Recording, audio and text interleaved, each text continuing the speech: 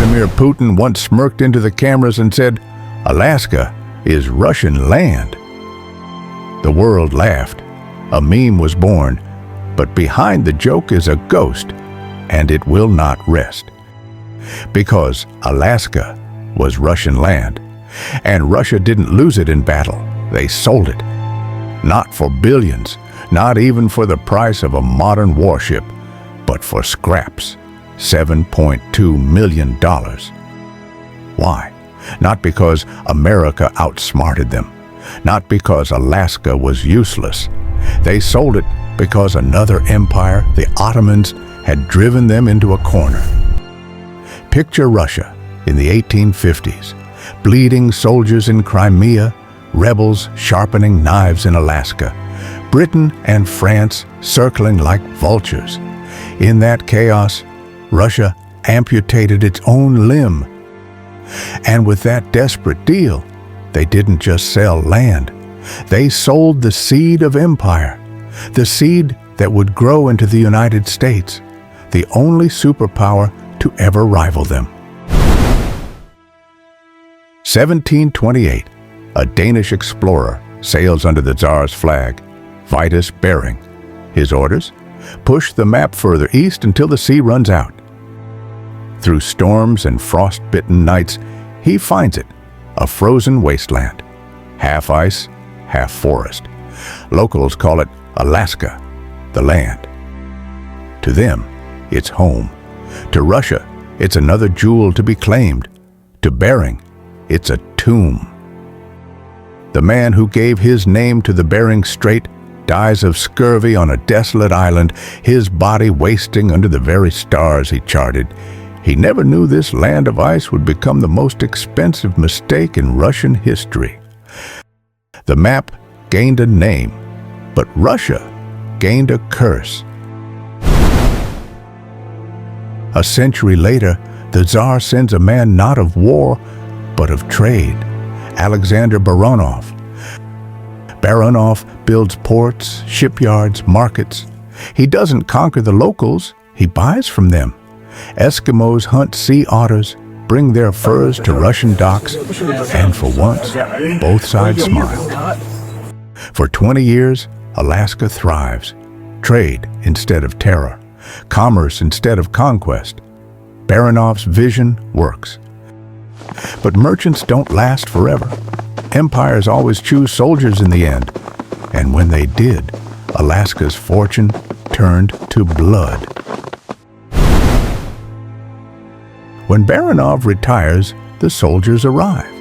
They don't haggle, they extort, they slash prices, steal goods, beat villagers. The fur that once bought food now buys only rage. What Baranov built in decades, soldiers ruined in months.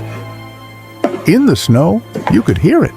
The crack of muskets, the cries of families, the silence of villages with nothing left to trade.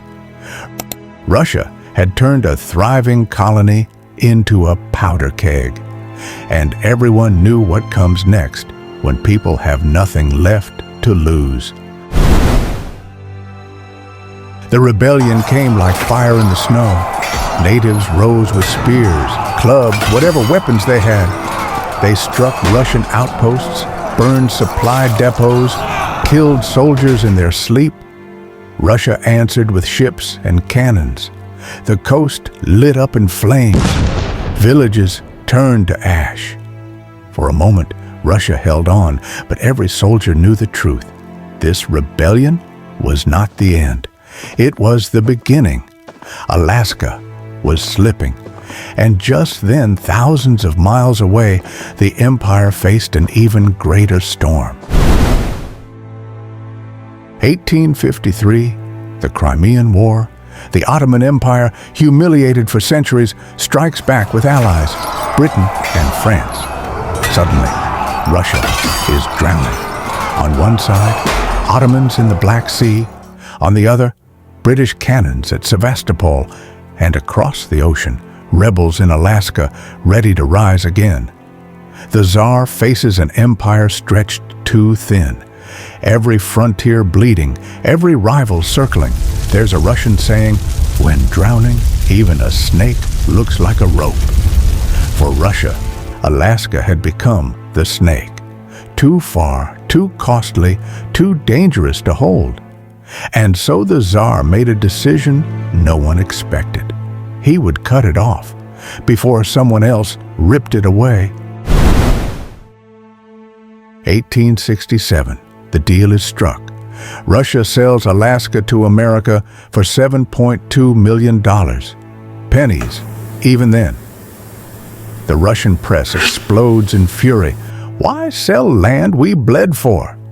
The American press mocks, why buy an icebox with nothing but Eskimos? But behind closed doors, America smiles, because they already suspect the truth. Alaska is no wasteland. Its mountains hide gold. Its rivers hide oil.